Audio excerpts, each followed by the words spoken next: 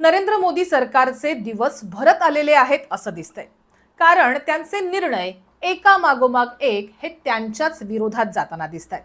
आता हेच बघा, भाजपचे सहयोगी खासदार सुभाष चंद्रा यांनी 22,000 कोटी रुपयांचं कर्ज विविध बँका आणि संस्थांकडनं घेतलं होतं.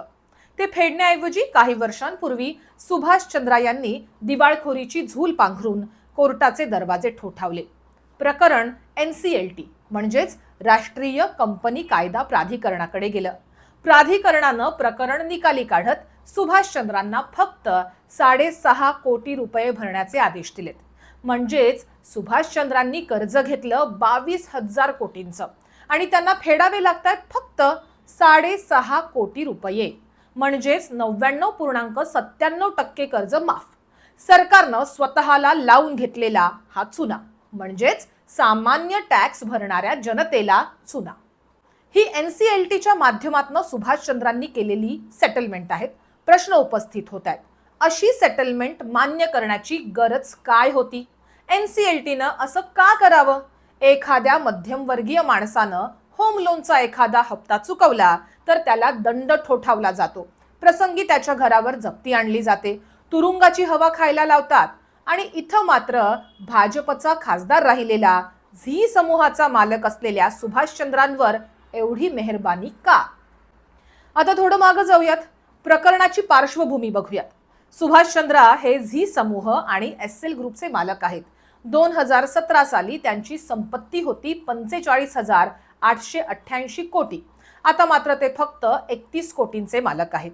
यात चंद्रांनी state bank, LIC housing, yes bank अशा विविध संस्थांकडनं 22,000 कोटी रुपयांपेक्षा जास्त कर्ज घेतलं. मोदी सत्तेत आल्यानंतर त्यांच्या संपत्तीत वाढ झाली. हेच चंद्रा भाजपच्या मदतीवर हरियाणातनं थेट राज्यसभेवर खासदार म्हणून पोहोचले. 2022 पर्यंत ते खासदार होते. त्यांना पुन्हा निवडून यायचं होतं, पण डाळ काही शिजली नाही. शेवटी ते राजकीय रिंगणातनं बाहेर फेकले गेले. मोदी सरकार आणि त्यांचं जमलं नाही. अधूनमधून हेच सुभाष चंद्रा कधी झी न्यूजवर तर कधी झी 24 तासवर मोदी सरकार विरोधात बातम्या चालवत असतात. त्याचं मूळही याच घडामोडींमध्ये आहे. शेवटी चंद्रांना दिवाळखोरी जाहीर करावी लागली. आश्चर्य म्हणजे कंपन्या होत्या सुभाष चंद्रांच्या मालकीच्या.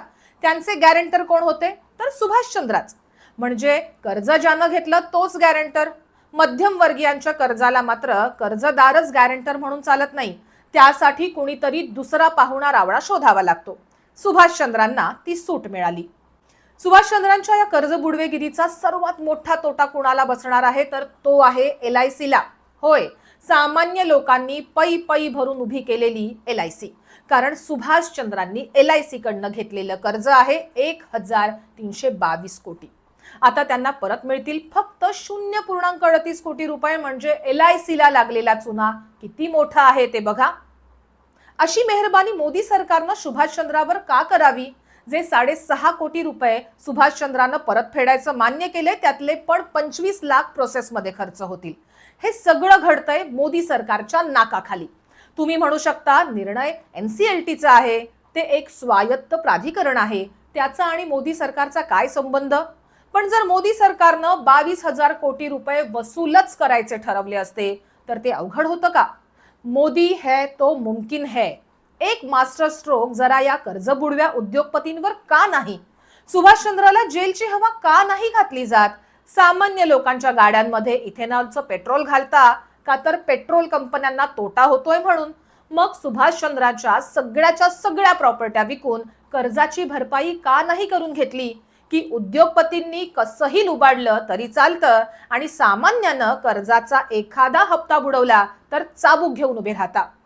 मी आधी म्हटल्याप्रमाणे मोदी सरकारचे दिवस भरत चाललेत. तुम्हाला तर मनमोहन सिंग सरकारचा दुसरा कालखंड आठवत असेल तर असंच होत होतं. घडणाऱ्या सगळ्या घटना मनमोहन सिंग सरकारच्या विरोधात जात होत्या. त्याकडे सरकार लहान घटना म्हणून दुर्लक्ष करत होतं आणि हळूहळू करत त्यातून लोक धुमसत गेले. शेवटी सत्ता बदल करत स्फोट घडला. मोदींविरोधातही सध्या असंच घडतंय.